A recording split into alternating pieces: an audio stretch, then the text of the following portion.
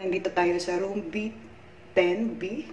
Hi guys! Welcome back to my channel, and for today's vlog, ang gagawin natin, magbibigay ako sa inyo ng room tour. Nandito ako ngayon sa Winstone Hotel sa Pasay at ipapakita ko sa inyo ang room. Tara!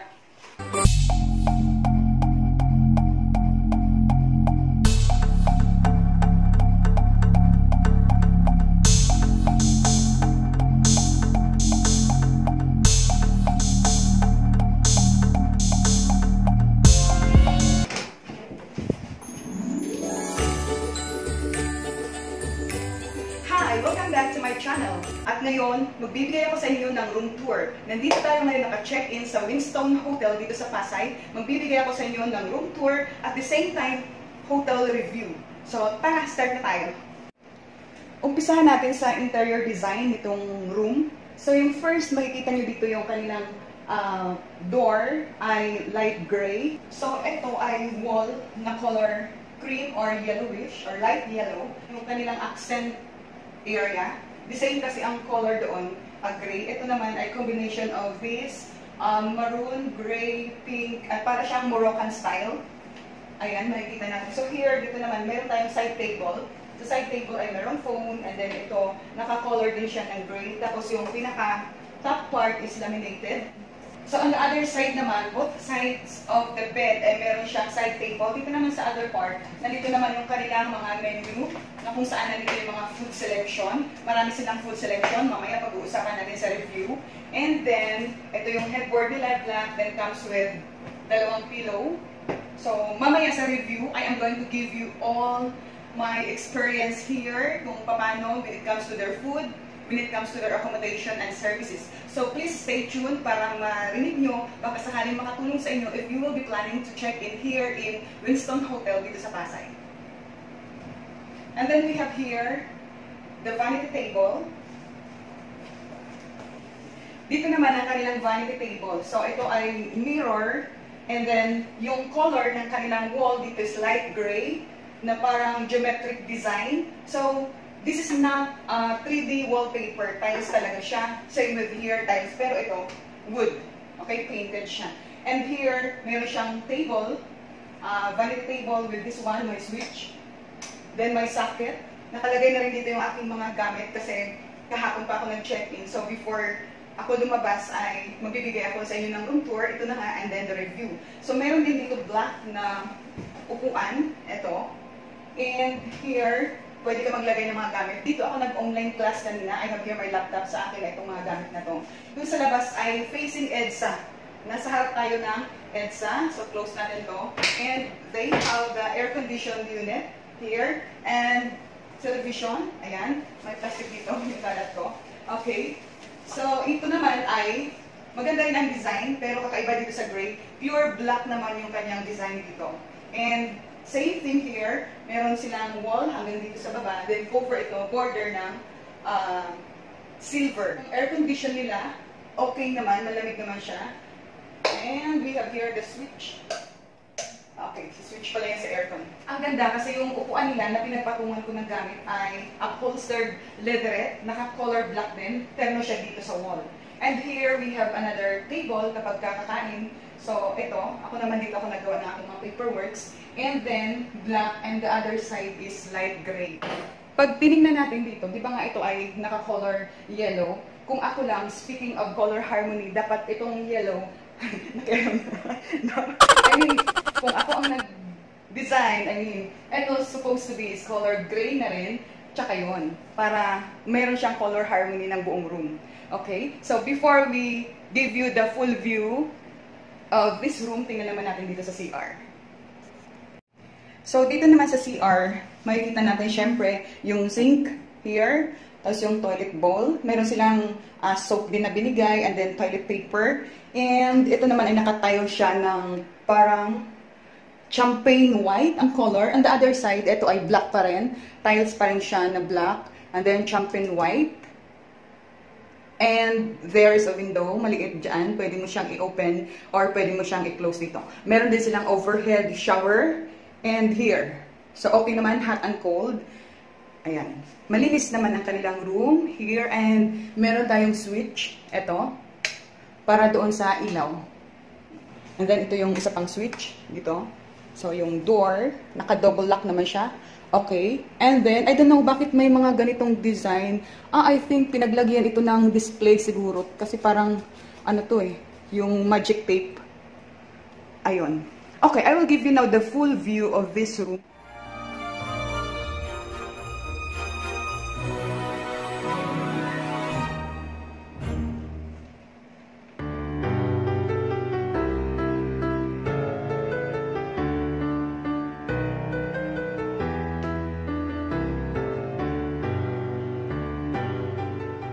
One thing I like most dito sa room na to is, kung makikita nyo dyan sa video, ay shiny yung tiles na ginamit nila at glossy, na nakadagdag ng kanyang pagiging elegant, yung kanyang buong kapaligiran. So, that's good.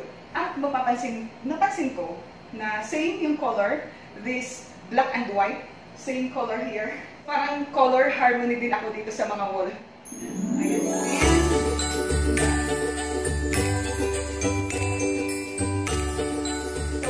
Ating room tour, and please stay tuned. I am going to give you the review. Okay? This time naman guys, ang gagawin natin, magbibigay ako ng review sa hotel na to. So disclaimer, lahat ng aking sasabihin ay ayon lamang sa aking personal experience sa hotel na to, sa aking one-day stay. Umpisahan natin, ang hotel na to is located in Pasay. Pag galing kayo ng Cubao, baba kayo or mag-MRT kayo, baba kayo ng Taft.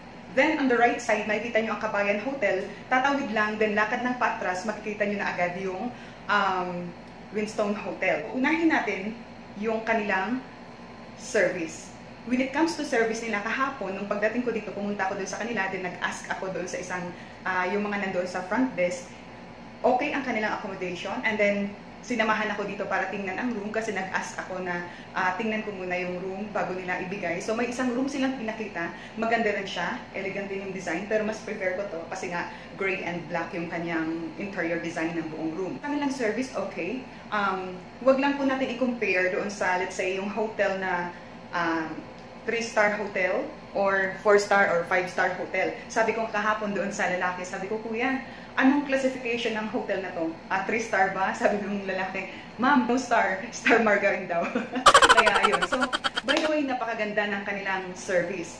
Mula kahapon, nung pagdating ko, every time natatawag ako dito sa phone, although pag tumawag ako in few minutes, siguro mga 1 minute kasi baka wala pa siya dyan sa desk, pero okay, sumasagot agad sila, and then kung ano yung kailangan mo, napoprovide agad nila. Example na lang, kaninang umaga, nung mag-shower ako, napansin ko yung shower ay medyo mahina yung overhead shower. Tumawag ako sa phone ulit, and then sabi ko, ilang minutes ma'am? Sabi niya, ngayon agad. Tapos pagkaupo ko lang dito, may nag-doorbell na agad. So, nasa 3rd floor lang kasi ako, ang bilis lang nila mapuntahan. Kaya okay yung kanilang service. Every time mag-order ka ng food, hindi siya sobrang matagal, nandiyan agad. Sabi nga kagabi, for my dinner, sabi 30 to 40 minutes. Pero nung inurasan ko siya is 25 minutes lang nandiyan na yung food. So, thumbs up for their service. Pagdating naman sa area ng food nila, okay yung food nila, yung taste, tapos sinerve naman nila ng mainit pa, kaya okay naman, masaya naman siyang kainin. And then another thing, yung tira ko kasi kagabi, sabi ko parang hindi na ako mag-order pa ulit. Yung tira ko, tumawag ako sa kanila kung pwedeng initin yung cream of mushroom dahil nga soup, sayang, di ba? So, pinainit ko sa kanila, and then they are very approachable. Sabi na, okay ma'am, sige, pupuntahan na lang dyan. Maya-maya pinuntahan na dito, tapos pinainit ko na, okay. Pero the other side naman, yung order ko kasi is wala doon sa kanilang, ganito oh. Ito kasi yung kanilang mga menu.